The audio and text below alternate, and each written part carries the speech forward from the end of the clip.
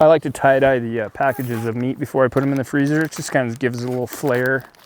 Just tie-dye it, you know, a little bit. Okay guys, we are doing something that I've been doing for years and years and years. This is always kind of the staple of elk camp with my dad and his good buddy, was just a simple recipe, but absolutely delicious. It's fajitas. Fajitas can mean a whole bunch of different things, but my fajitas are simple. A couple peppers, some mushrooms, an onion. We got antelope meat. I know a lot of people out there don't like antelope meat, but if you guys take care of antelope meat, it's the best meat in the woods. It's a great meal because it's fast, it's easy cleanup, but it's nutritious and it's amazing. So my boys are gonna help me. Gage is gonna cut these peppers up. You know how to do that. Be careful, don't poke yourself. Order. Dang, that looks amazing. This is my daughter's first ever antelope she killed last year in Wyoming, yeah. I'll do that one. I'm gonna cut a little bit of the silver skin off. The way I like to do fajitas is, you know, make it super simple. So I always like to cut everything pretty small. All the meat, all the vegetables, takes a little less time. And then you can really get the fajita flavoring all around the meat. But I like to cut up super thin slices, everything very uniform, so it all cooks the same. And then I'll just cut it up into like bite-sized pieces. Always try to go against the grain. So here's a good example of different cuts of meat, right? So this is an antelope that my daughter shot that we cut up together at home. So this is like an internal, I'd say, roast off the hind quarter. Typically, most guys wouldn't keep it as one piece. This would be a piece that would go into probably the burger scrap, and this would be made into burger or jerky. The reason being is there's a lot of work that goes into this. Silver skin, tendons, things like that.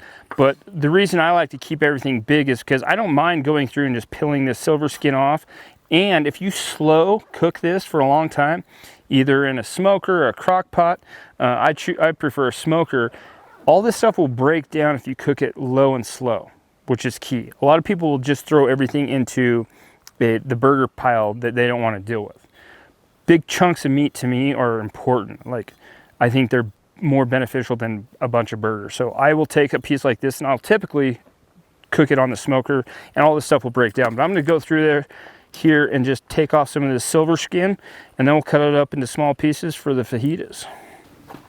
Let's throw this down here, grab the pan, throw it up here. Sweet, let's grab some oil. All right guys, so we are using the Camp Chef Pro 60X 2-burner. Absolutely perfect stove for camping or hunting. We got the griddle set up, and then we're gonna use a cast iron skillet here. But we're gonna throw the meat on the skillet real quick. The way we cut these is super thin, so it's not gonna take a whole bunch of time on here. Throw them all on there. All right, you want to light this side. Let's hear it light up. Good job. Let's turn it down to a medium heat. No, Dad, Mushrooms on here. Dad, we're gonna have lots of vegetables. So the most important thing you can remember about cooking in the outdoors is just have fun with it. I'm not a recipe guy. I never like do the same thing over and over and over. I just take experiences from cooking or having somebody else cook for me and tell me what they did, and then I add on it or I take away from it. Fajitas are super simple. Vegetables, meat, that's it. And a little bit of seasoning. This meat is just finishing up, and you see how it's, there's a little moisture in there. That's key with throwing in fajita sauce, which we just did. Fajita seasoning is you want a little moisture in there.